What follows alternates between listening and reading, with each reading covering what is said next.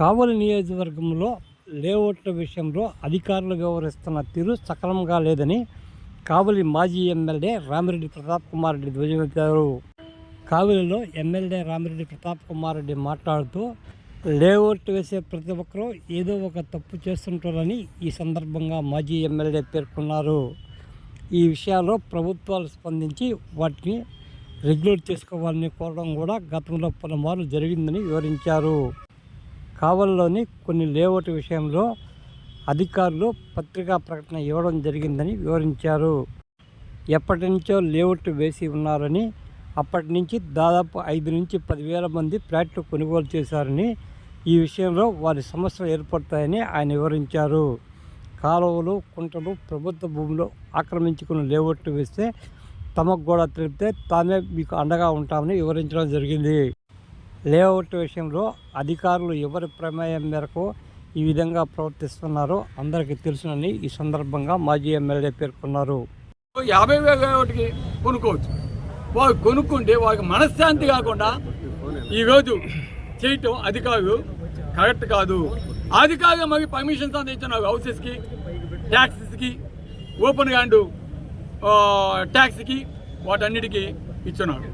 ఇది ఎంత మాత్రం కరెక్టు? దీని వెనక అసలు మతం ఏంది? ఈరోజు ఆ కొన్న 5,000 మంది కావచ్చు, 10,000 మంది కావచ్చు, వాళ్ళకి మంచి చేయి చేతనైతే. ఈరోజు ఒకటే చెప్తున్నాం, రియల్ ఎస్టేట్ వాళ్ళు అన్నీ కరెక్ట్గా ఉండవు. కావ్య కృష్ణారెడ్డిగా వేసిన లేఅవుట్స్ కూడా సూర్యాపేటలో కరెక్ట్గా లేవు, రేణుగుంటలో కరెక్ట్గా లేవు, కావలిలో కరెక్ట్గా లేవు. ఎవడు ఏడో దగ్గర కొంత తప్పు అయితే చేస్తూ ఉంటారు. నేను సత్యవంతుడిని నేను చెప్పడం లేదు. ఏడో దగ్గర ఆయన చేస్తుంటాడు, నేను చేస్తుంటాను, ఇంకెవరైనా చేస్తుంటారు, ప్రతి ఒక్కటి చేస్తుంటాడు. కానీ ఒక కాంపౌండ్ కట్టి నేను చూశాను, ఫిగర్ బొమ్మ మీ మీడియా పెట్టి ఒక కాంపౌండ్ కట్టేసి ఉంది, దాని పక్కన పెద్ద డ్రైన్ ఒదిగేసి ఉంది. ఆ డ్రైన్ పక్కనే 2 అడుగులు మరి డ్రైన్ తవ్వుతున్నారు. ఇది ఎంత అన్యాయం! అంటే బ్లాక్మెయిల్ చేస్తారా అధికారులు? ఈరోజు ఎవరి వల్ల ఇవన్నీ చేస్తున్నారు అని నేను అధికారులను ప్రయత్నిస్తున్నా. ఈరోజు ఆ కొన్న 5,000 మందికి అండగా నిలబడాల్సిన బాధ్యత మా మీద ఉంది. మా మీద కాదు, తెలుగుదేశం వాళ్ళ కూడా ఉంది. ఆనాడు పేద మస్తాన్గా ఉన్నారు, బాగుంటే పార్వతం ఉంది. ఇదంతా కూడా ఎమ్మెల్యేసుకున్నారు. వాళ్ళందరి హయాంగా కూడా ఈరోజు వైఎస్ఆర్ కాంగ్రెస్ పార్టీ మా నాయకుడు జరిగే మహేంద్ర యాదవ్ ఆనాటి నుంచి వేటు చేస్తూ ఉన్నాడు. కానీ ఈరోజు కక్షపూరితంగా ఒక పార్టీకి ఉన్నారని ఈరోజు ఆ విధంగా చేయటం కరెక్ట్ కాదు. దీనివల్ల ఇబ్బంది పడేది రియల్ ఎస్టేట్ వేసిన వారు కాదు, సైటు ల్యాండ్ అమ్మిన రైతు కాదు. ఈరోజు ఒక ఉండేదానికి ఒక నివాసం కట్టుకుందామన్న ఒక పేదవాడు అనేది గుర్తుపెట్టుకోవాలి కూడా. ఈరోజు నేను పత్రికాముఖంగా చెప్తా ఉన్నాను. ఈరోజు వేనిపోయిన అబాండాలు 125 ఎకరాలు కబ్జా నాటి. నేను అందుకే ఆర్డీఓ గారు ఇక్కడ కట్టించాను. ఈరోజు నేను ఆర్డీఓ గారు ఇక్కడ కట్టించాను. ఎక్కడెక్కడైతే గుంటలు కావచ్చు, కాలువలు కావచ్చు, ఏదో ప్రభుత్వ భూమి కావచ్చు, ఎక్కడైనా సరే లేవటేసి సైట్కి వాళ్ళకి అమ్ముంటే ఆ డాక్యుమెంట్ తీసుకురామని తప్పకుండా వాళ్ళకి సపోర్ట్గా నేనుంటాను. దానికోసం మేము కూడా ఫైట్ చేస్తామని చెప్పాను. ఏదో వెటకాలంగా ఎమ్మెల్యే గారు వస్తానంట, నేను వస్తాను, గమ్మున్నాయంట అని చెప్పడం కాదు. వేరే ఫ్యాక్ట్స్ ఆర్టీఓ కానీ తెమ్మని చెప్పండి, ఇస్తున్నాం. మేము కూడా ఆర్టీఐలో అప్లై చేస్తున్నాం మొత్తం ఇవ్వమని. ఇది గుర్తుపెట్టుకోవాలి. ఈరోజు దీనివలన ఎంతోమంది కావలి ప్రతిగా కాదు, ఎక్కడెక్కడ గ్రామాల నుంచి కావలి స్థిరపడదామన్నా వాళ్ళు కూడా భయపడే పరిస్థితి, ఇబ్బంది పడే పరిస్థితి దాపురించింది కావలికి.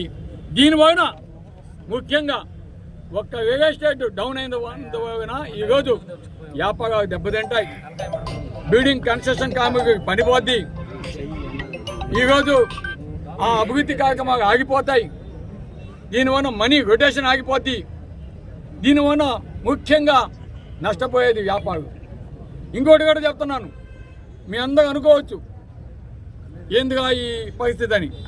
జగన్మోహన్ రెడ్డి గారి పథకాలు పేదవారికి దాదాపు ఒక కావలి పట్టణానికే, కావలి నియోజకవర్గానికి 1,550 కోట్లు డైరెక్ట్ బెనిఫిట్స్ బటన్ నొక్కితే వాళ్ళ అకౌంట్లో పోయినాయి.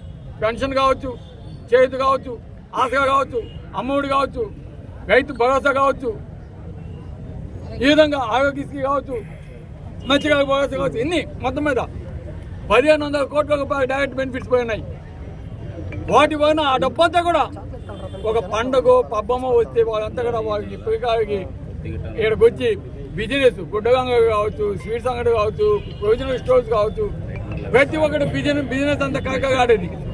ఈరోజు ఎక్కడ అటువంటిది కనిపించడం లేదు. ఈరోజు ఎక్కడా కనిపించడం లేదు. వ్యాపారాలు తగ్గిపోయినాయి. ఈరోజు వాళ్ళు ఇచ్చిన హామీ మేము నెరవేర్చమని చెప్తున్నారు డైరెక్ట్గా చంద్రబాబు నాయుడు. ఆయన చూస్తే మన జనసేన మినిస్టర్ గారు గ్యాస్ సిలిండర్స్ ఇవ్వగామని చెప్తున్నారు. ఈరోజు చేతి ఇవ్వగాము, ఆశగా ఇవ్వగాము, అమ్మఒడి ఇవ్వగామని చెప్తున్నారు. వాళ్ళు చెప్పారు నీకు 15, నీకు 15, నీకు 15, నీకు 15. ఈ విధంగా మోసం చేయడమే తప్ప చంద్రబాబు నాయుడు చేసింది ఈ విధంగా చేయడం కరెక్ట్ కాదు. ఈరోజు మేము అడిగేది ఏవైతే హామీ ఇచ్చారో సూపర్ 6 అని వాటన్నింటినీ కూడా ఇప్పించేదాన్ని ట్రై చేయండి. మీ ఎమ్మెల్యేస్ అంతా కావలి నియోజకవర్గ ఎమ్మెల్యే గారు చెప్తున్నాం. ఈరోజు మీరు గెలిచారంటే అవన్నీ ఇస్తామని చెప్పి అబద్ధాలు చెప్పినందువల్ల మీరు గెలిచారు. మీరు అదే కానీ ఇవ్వమని చెప్పుంటే జగన్మోహన్ రెడ్డి గారు 175కి 175 కొట్టేవాడు.